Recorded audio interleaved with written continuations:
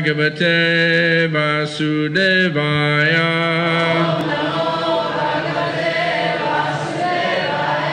Om Namo Bhagavate Vasudevaya.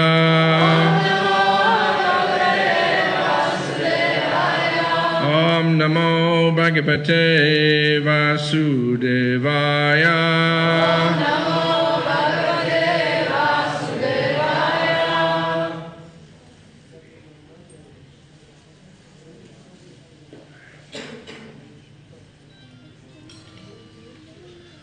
Okay, so we're on Canto 6, Chapter 2, Ajamil delivered by the Vishnu Dutas.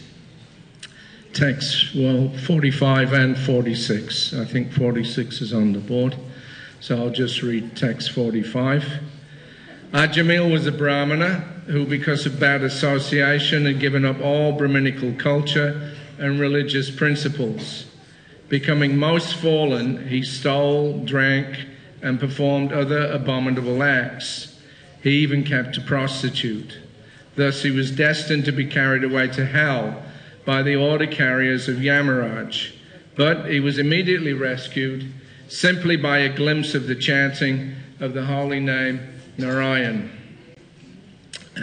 So text 46, somebody can read the Sanskrit. Anybody read the Sanskrit? Yeah, go. Nata param karma nibanda krintanam mumukshatam tirtha padanukirtanat nayat puna kamasu sajjate Mano Mradasamobhyam Kalilam Tatonyata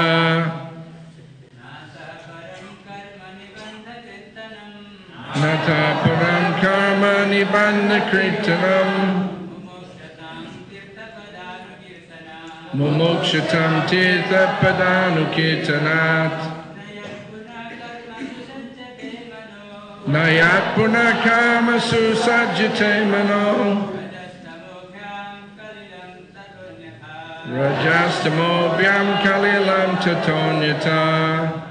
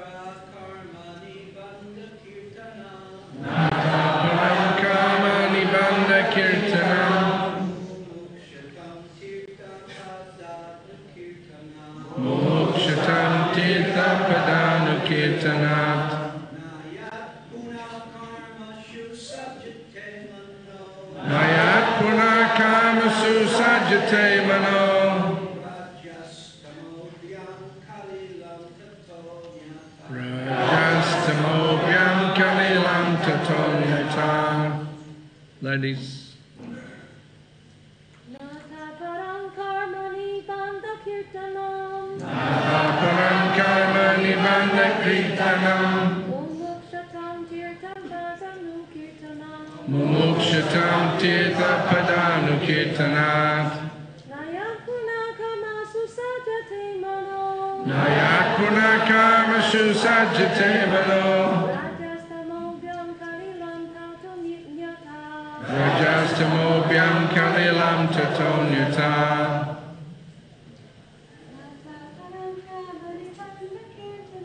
Nata param karma nibbana kirtanam. Mumukshatam tirtha padanu kirtanat. Maya punakama susajate mano. Rajasamobhyam kalilam tatonyata. Na, not. Ata, therefore. Param, better means. Karma nibbanda, the obligation to suffer or undergo tribulations as a result of fruitive activities. Krintanam, that which can completely cut off.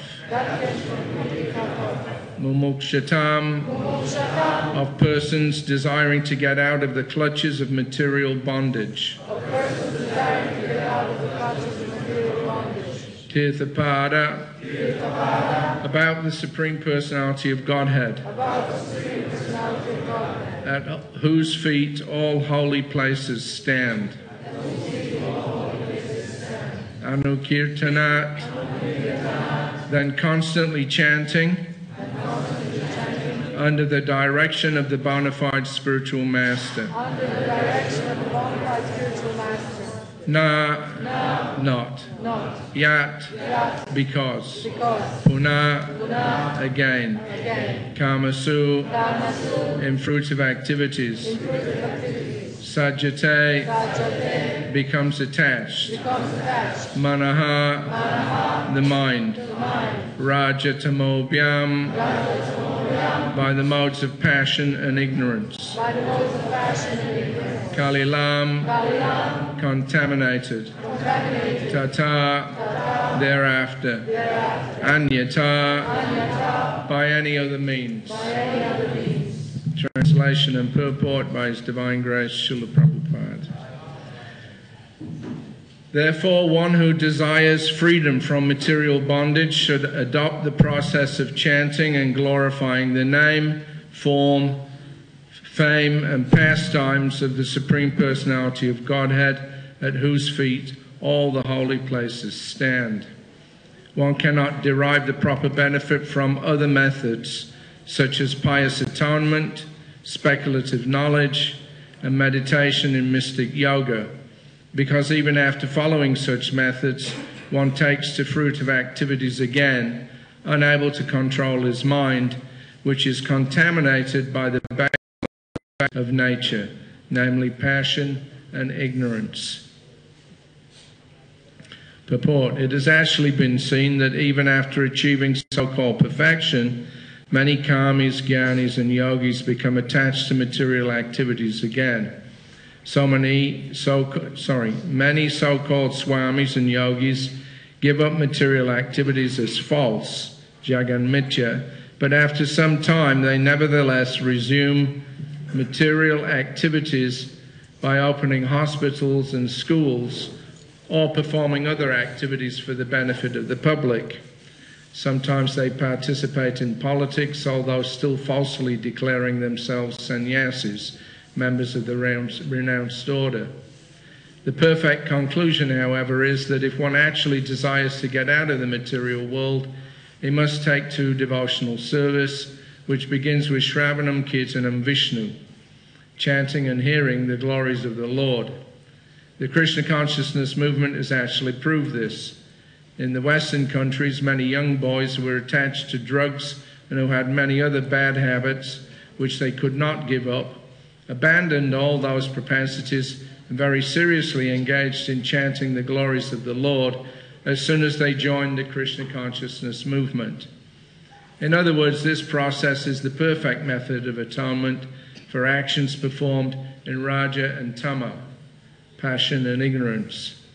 As stated in the Bhagavatam 1.2.19, Tada Rajastamo Bhava Kamaloba Dayaschaye Chetarita Anavidam Stitam Sattve Prasidati. As a result of Rajas and Tama, one becomes increasingly lusty and greedy. But when one takes to the process of chanting and hearing, one comes to the platform of goodness and becomes happy. As he advances in devotional service, all of his doubts are completely eradicated. Vidyate Hridaya Grantis Chijante Sarvasamshaya. Thus the knot of his desire for fruitive activities is cut to pieces. Therefore, one who desires freedom from material bondage should adopt the process of chanting and glorifying the name, fame, form, and pastimes of the Supreme Personality of Godhead, at whose feet all the holy places stand. One cannot derive the proper benefit from other methods, such as pious atonement, speculative knowledge, and meditation and mystic yoga, because even after following such methods, one takes to fruitive activities again, unable to control his mind, which is contaminated by the base qualities of nature, namely passion and ignorance. So, Hare Krishna. Srila Prabhupada ki jai. Okay, so we're coming to the end of the narration about Ajamil. This is an important part of the Bhagavatam. Prabhupada liked to lecture on this section of the Bhagavatam quite frequently. When we were in Hawaii, he spent 1 month going through all of this. Previous to that, at the beginning of 1976, Prabhupada was presented the first printing of this section of the Bhagavatam, 6th canto, first volume. Prabhupada was very happy about that. He received that from Tamal Krishna Maharaj. And he lectured on that when we were in Nellore in South India. There were some pandals that were being held there in the early part of 1976. So the important point, of course, is that every living being in the material world is contaminated with so many different kinds of illusions about who they are, what they are, why they're here, what the place is that they live in, etc., etc. Well, we talk about the universe, but actually, what is the universe? Nobody really knows. The universe is a construct which has been developed by Krishna, the Supreme Consciousness, to accommodate the fantasies of the minute consciousnesses of all the living beings that are his parts and parcels.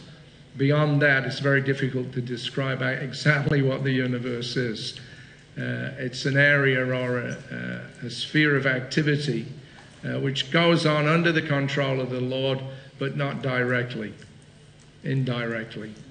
The activities of the living beings are actually controlled, and as we see here with Ajamil, the sample living being, although he's been doing whatever he likes to do, or that he thought that he liked to do in his lifetime, and he had given up his connection with his spiritual or religious activity, so he felt that he was free to do anything that he liked, or rather, at least he forgot that there was any kind of control on what he was doing.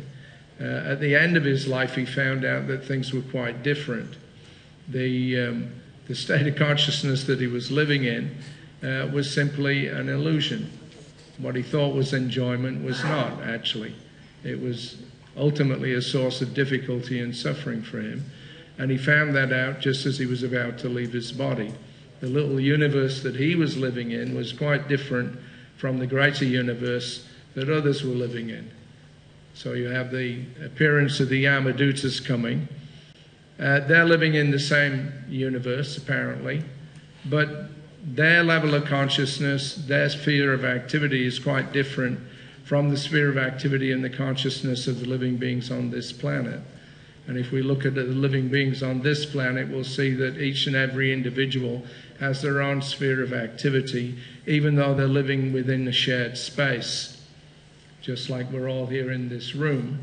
So each and every one of us, we can say we're in this particular reality. But actually, individually, each and every one of us is in a different reality also. What I think and feel and will is a little different from what everybody else is thinking and feeling and willing. My words are coming out of my mouth, but each person that hears them perceives them a little bit differently. Same words, same space, but there's a little difference. So actually, what the universe is really the projection of every individual living being, which is being supervised by higher level living beings, and which ultimately is under the control of the supreme living being. There's a hierarchy involved there. Just like the example of if a man takes his dog for a walk in the park, they're both in the park. They interact together, but they also operate separately. What the dog perceives through his senses and how he interprets what he's perceiving through his senses is a little different from what the man is perceiving and interpreting through his senses.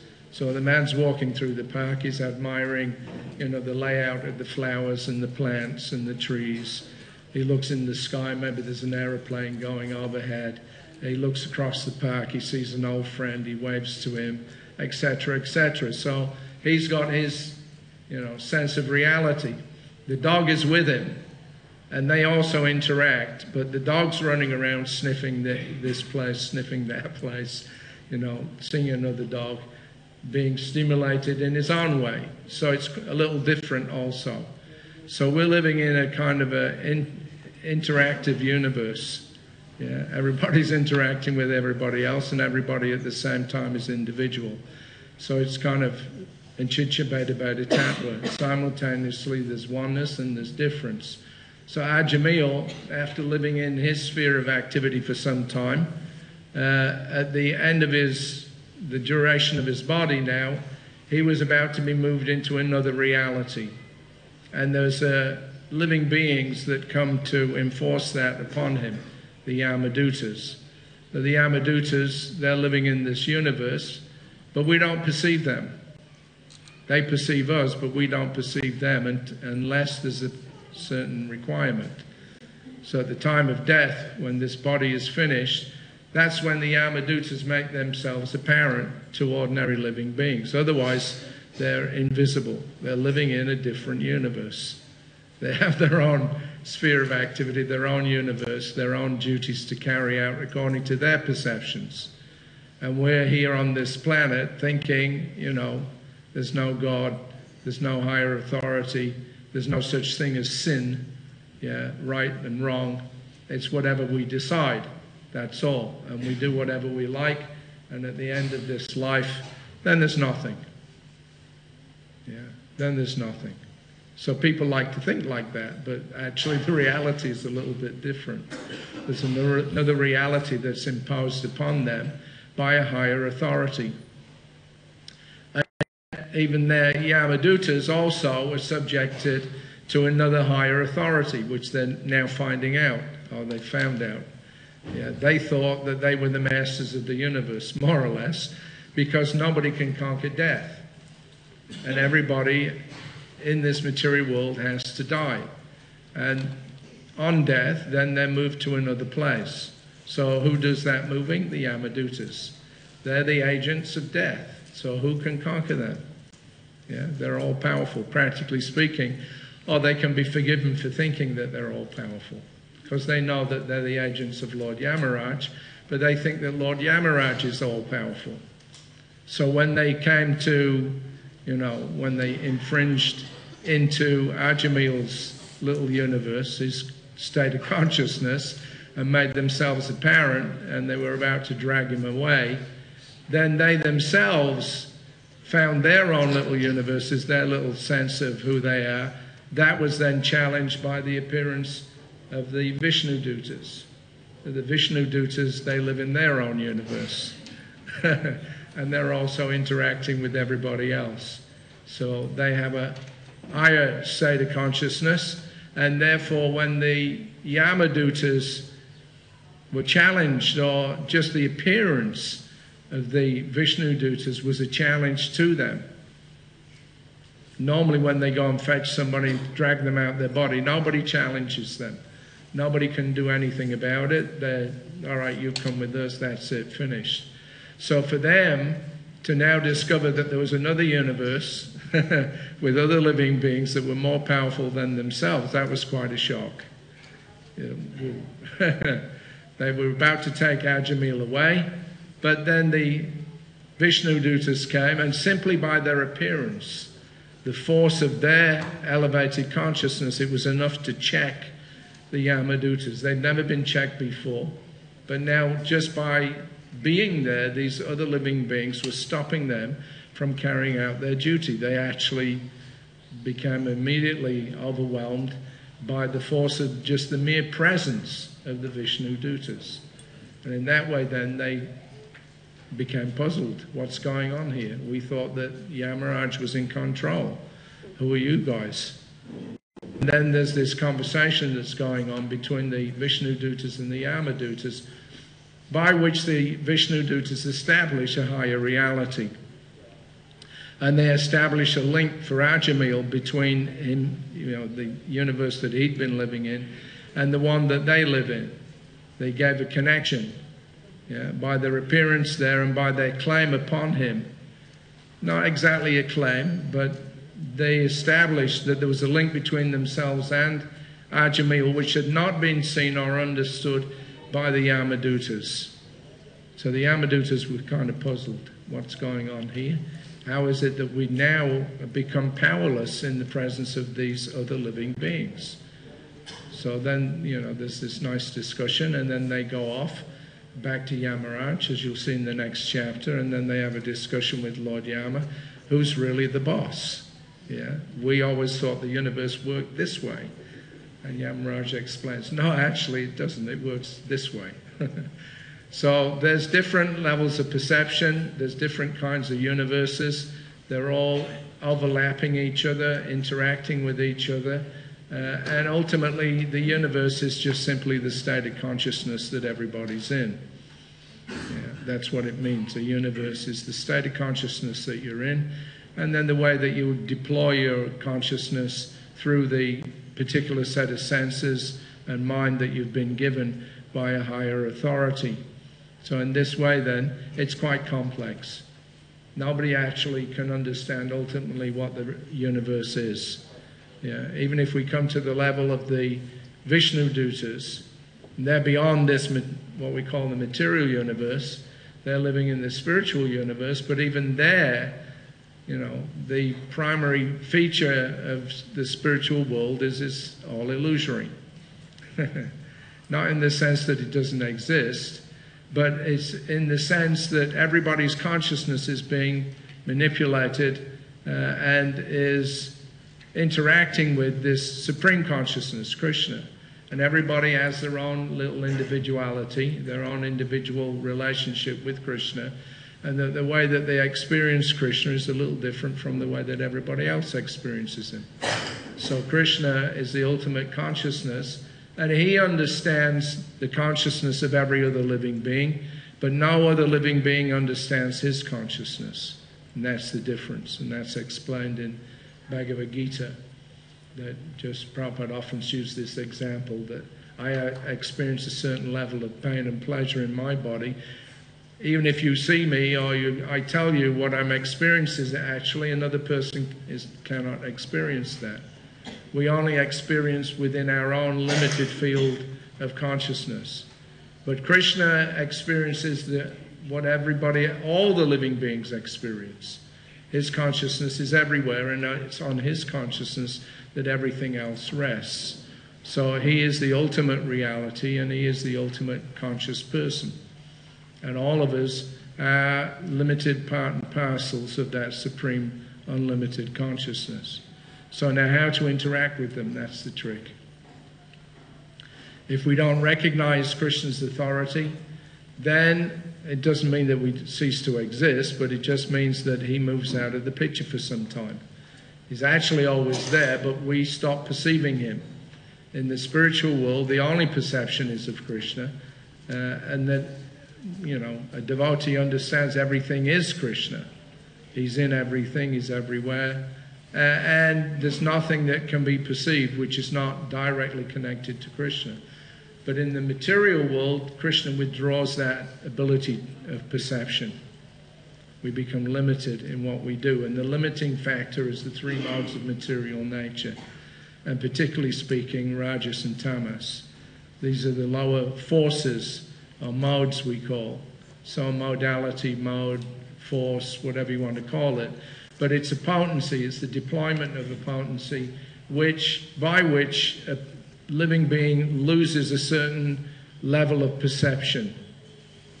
Yeah, he loses a certain level of perception. So we live on this planet. Let's take planet Earth as an example. We're living on this planet, but what do we perceive of anywhere else?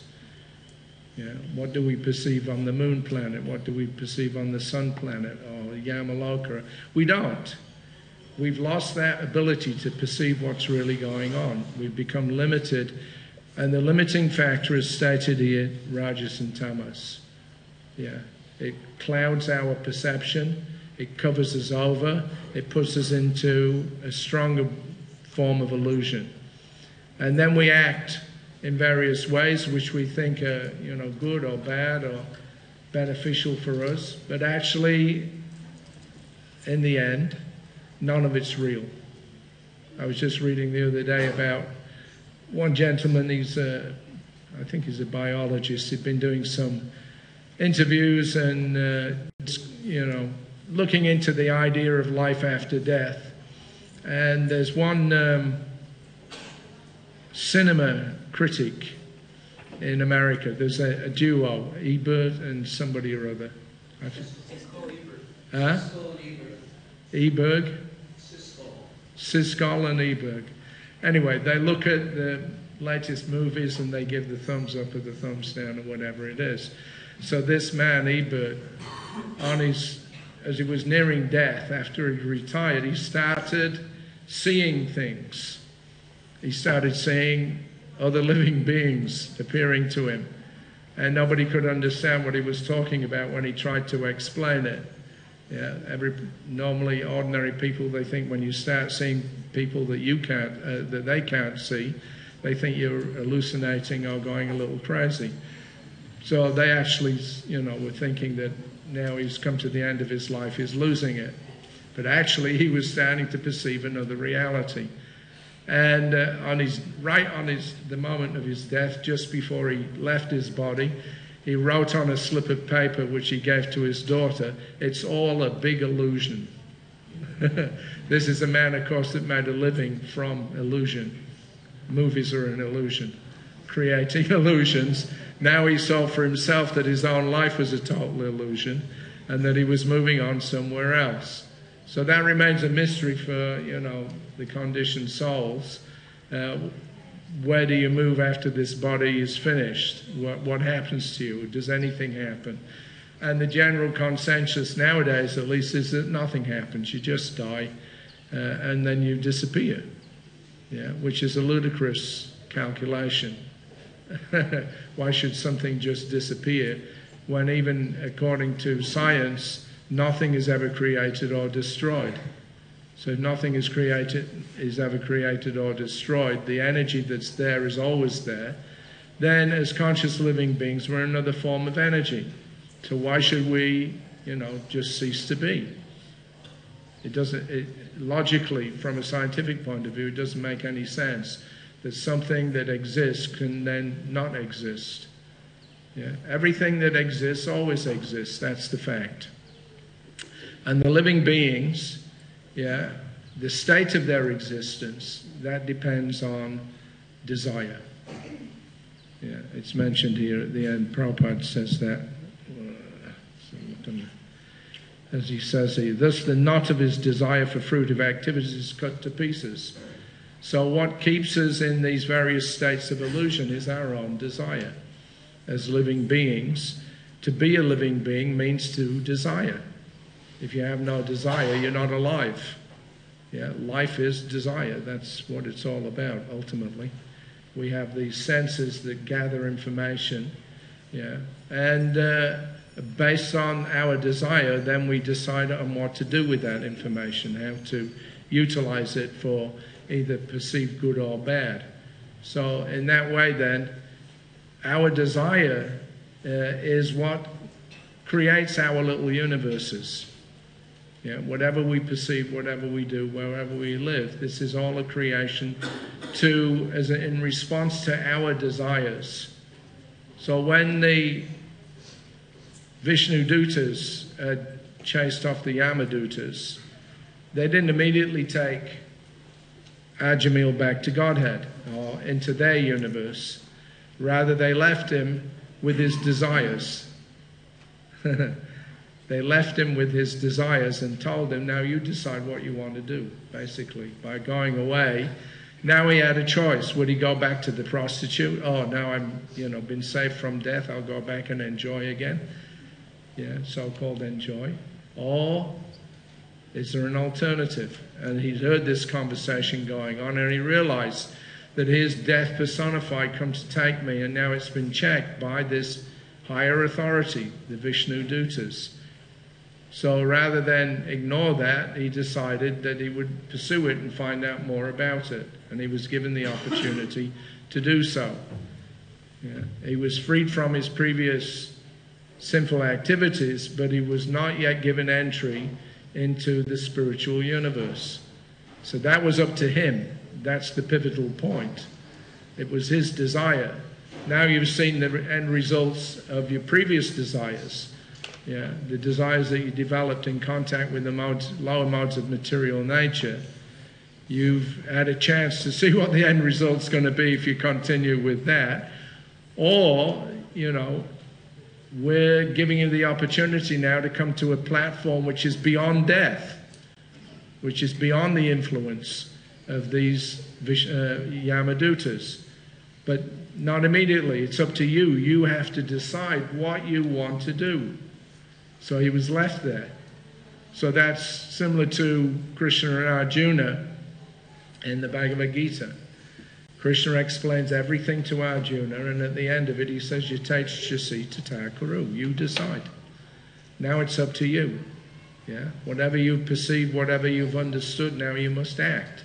And it's up to you to decide on what level of action you want to take, how you want to think, how you want to, what you perceive. So all of us then are given that chance. This is the point about Ajamil, is that he was given an opportunity, but not just given it, he had to want it. That's the whole point. It's an interaction between Krishna and the living beings. We have to want to be with Krishna. We have to desire to be with Krishna. Then he gladly accepts us into his company. So we'll see that in the next couple of verses, Ajamil, he goes away, he finds a Vishnu temple, he resides in there, he serves the deity, he practices his sadhana, and he develops that seed of desire that he got from that contact with the Vishnu Dutas. And of course from his previous pious activities that he performed early in his life, he took them up again, and he began to develop a spiritual desire. And then at the right time, when that desire became mature, when his perception of Krishna filled his consciousness, then at that point the same Vishnu Dutas came, said, all right, now you're ready. Yeah, you've done the right thing, you have the right desires. Now you can join us in the spiritual world, in the eternal universe. Yeah. So the Bhagavatam then doesn't enforce on anybody anything. Krishna doesn't force people to believe in him. He doesn't force people to interact with him directly. But he gives us the choice. And that's what it means to be a living being. To have desires and to make a choice. And whatever choices we make, then we have to live with the consequences. So in that way then, how do you make the right choices? By hearing and chanting. Ajamil became equipped to make a choice because he got the chance to hear this conversation going on between the Vishnu Dutas and the Yama Dutas. If he'd have been told directly, let's say the Vishnu Dutas appeared to him without the Yama Dutas coming, and they started to instruct him, now this is what reality really is. This is how you should act. He would probably have been incapable of understanding it. Just like we have in the 4th canto, the example of Prachina Barishat. He was told an analogous story, because he was incapable of taking direct instruction, so he had to hear it as a third party. This story is told about a sample living being, which is actually him, or it's akin to him and his activities, but it's about somebody else. It's a story about somebody else, because at that point he couldn't take direct instruction. So in the same way, our Jamil, he heard this conversation going on. It wasn't spoken directly to him. He was watching and listening, that's all. He was the subject of it, but he was not being given direct instruction by the Yamadutas, Vishnu Dutas. He was hearing it as a third party, and then he understood this is my life that they're talking about. So in that way then, gradually then he developed the ability, to hear properly and hear directly. And when he got to that point, then he actually made real progress. At the first point, he was cleared of the obstacles to hearing. He was cleared of the obstacles that he created, with his own activities. But he was not given entry, he was not given full understanding of the spiritual world. That he had to want, that he had to desire. And therefore he had to practice some sadhana bhakti and develop, to a point where he could keep his mind under control, and keep himself aloof from that attraction of ignorance and passion. When he got to that point, then he was fit then to actually, enter into the spiritual world. Okay, so I'm going to finish at this point. Does anybody have any comments? Maharaj, nice to see you. Hare Krishna. Gita Nagari Prabhu. I was going to ask you, just out of curiosity, if the Yamadutas, they carry people away to the hellish planets. If one is pious, is there someone who carries you away to the heavenly planets? I'm talking about the material heaven. Yes, as far as I know, they do. Yeah, anywhere you want to go in the universe is always under somebody's control, and if you want to enter into it, you need a visa. Prabhupada, uses that example that if you want to go to America or this place or that place, you have to be granted permission to go there. Therefore, he said they've never been to the moon planet. Yeah, they don't have the adhikar, they don't have the qualification. So even if they went somewhere, they saw some dust and rocks. But that's not the moon planet. That's not the life. If you want to enter into the life, then you have to be accepted, as a fit member of the circle, and then you can enter into it. There's so many stories in the Puranas, sometimes about, an earthly living being that by some means or another became suddenly elevated to the position of Indra. And then all the other demigods decided this guy's not fit. Why is he here? And so they sent him back. Who was that was being sent up in? Shashanku. Trishanku. That's sorry, I can't remember all the details. There was an argument going on whether he was really fit or not. So he was being sent up and then sent back down, and then he ended up being suspended upside down in the middle. He couldn't do anything. So definitely you have to have permission from a higher authority to go anywhere. Yeah, even on this planet, we can't just do as we like. We need permissions. So as, dependent living beings, there's always a hierarchy, there's always a superior. And that superior ultimately is the one that decides, where we can go and what we can do according to, our previous activities and according to our desires. Any other questions or comments? Yeah. I can't recall reading it in Bhagavatam, but in the course of Prabhupada's lectures on this particular Is it on? Did Prabhupada ever mention what happened to Ajamil's Brahmin wife? I never heard that, no. Yeah. What happened to Ajamil's first wife? Yes, his first wife, because we understand that the wife shares in the punya of the husband. So I was just curious if by his elevation, you know, at the time of his death, whether his... Maharaj, you know anything about that? Good question. I have no idea. I would have thought she would get an auspicious destination, though. Ajamil managed to rectify himself, and he felt guilty, you know, about the activities that he'd done, including abandoning his qualified wife. So certainly she must have gotten some consideration from the Vishnu Dutas. Yeah, they wouldn't have just abandoned her. So she would have got something there. But I've never heard it directly. I don't know. I'm just speculating. All right, we have a question from Rasika Sindhu Das from Mauritius. When Ajamil got a second chance from the Vishnu Dutas, then did he re-enter the same body to take bhakti on, or what? From what I understood, he was out of his body already. As I understand it, he was put back in his body. He was not actually successfully separated from his body by the Yamadutas. They were just about to do it, and then they were stopped. And so he was kind of out of body, but not disconnected totally from it. Then the Vishnu Dutas allowed him to re-enter the same bodily form. Then he went physically, to the Himalayas, wherever he went, to the Vishnu temple.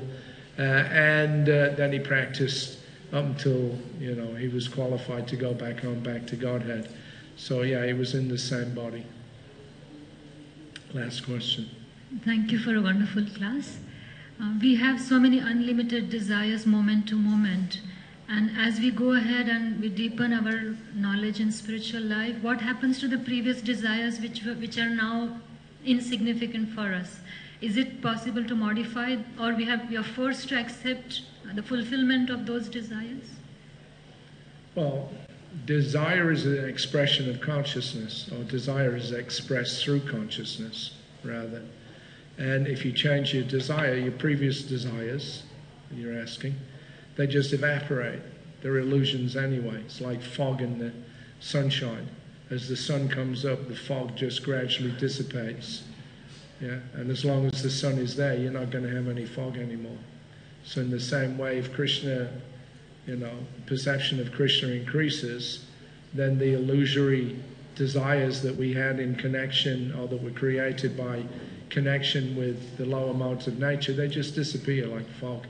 It just, you know, evaporates. They don't come back. You replace one kind of desire with a better desire. You don't go back to the old desire. It has no more significance, and you disregard it. But it's not like desire is a separate entity from what we are. We are desiring living beings. So, you know, it's just a question of desiring the right thing, that's all. Then you don't worry about anything else. You don't even remember it anymore. Okay, we're going to finish there. Srila Prabhupada Ki Jai.